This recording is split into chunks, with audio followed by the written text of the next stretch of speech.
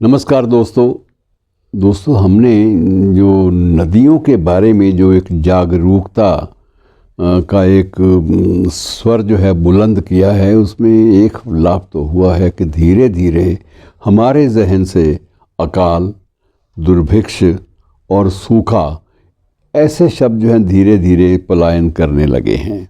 अब देश में कभी अकाल पड़ता हो किसी क्षेत्र में तो वो आपको खबरों में कहीं भी देखने को नहीं मिलेगा।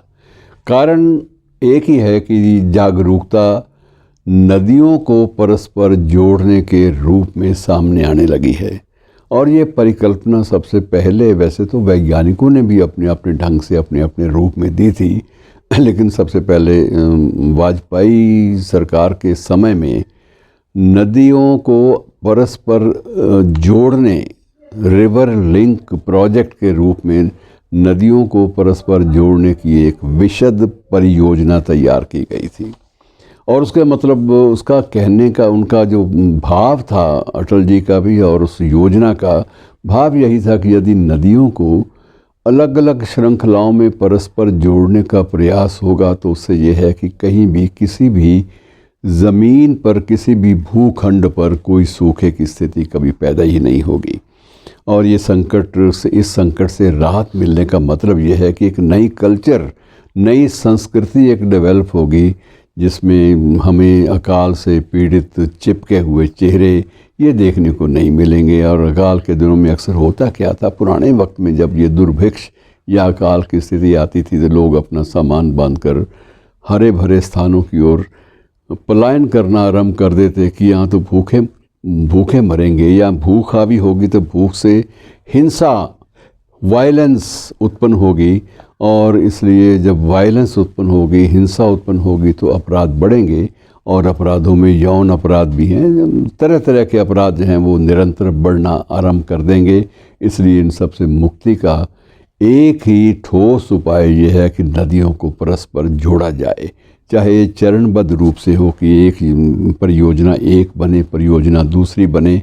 जहाँ जहाँ संपर्क जोड़ना संभव हो वहाँ वहाँ हमें ये प्रयास करना चाहिए।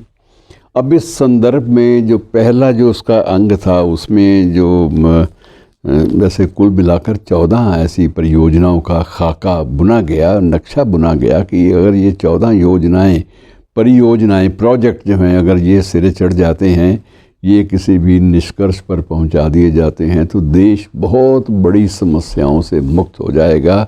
और उन समस्याओं सिर्फ पेट की भूख नहीं है, कल्चर की भूख भी शामिल है, संस्कृति की भूख भी शामिल है, और अपराध मुक्त, भय मुक्त देश की परिकल्पना भी हम लोग कर पाएंगे।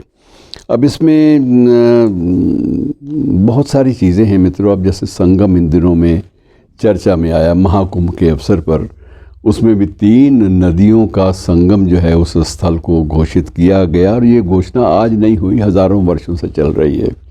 लेकिन उसमें सरस्वती मूल रूप से गायब है।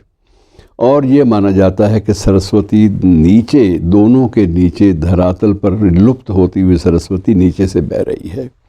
अब ये परिकल्पना है या वैज्ञानिक तथ्य है, इस बात के बारे में कुछ भी कहना आसान नहीं है। हमारे देश में कोई भी चीज़ कहना आसान नहीं है, क्योंकि अब यहाँ नदियों की बात चली तो अभी कुछ एक प्रतिपक्षी दलों ने और उनके नेताओं ने ये भी कहना शुरू कर दिया कि अब जी फलां जगह सर्वेक्षण हुआ है, उसके मुताबिक ये संगम का जल जो है ना तो ये से आचमन हो सकता है, ना इसे पिया जा सकता है, ये अशुद्ध है, ये फलां बीमारियां पैदा करता है।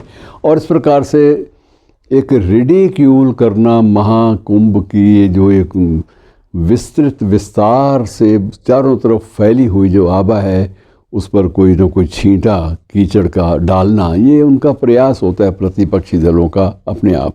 लेकिन बाद में ये स्पष्टीकरण भी आया और सरकारी रूप से आया कि ये जल बाकायदा आचमन के लायक भी है, स्नान के लायक भी है, और ये जल पीने के लायक भी है। अब भी वहाँ पर से लोग प्लास्टिक के थैलियों में और उसके बाद छोटे छोटे बोतलों में जल को भर के लाए हैं, उसे पवित्र जल के रूप में घर में स्थापित किया है।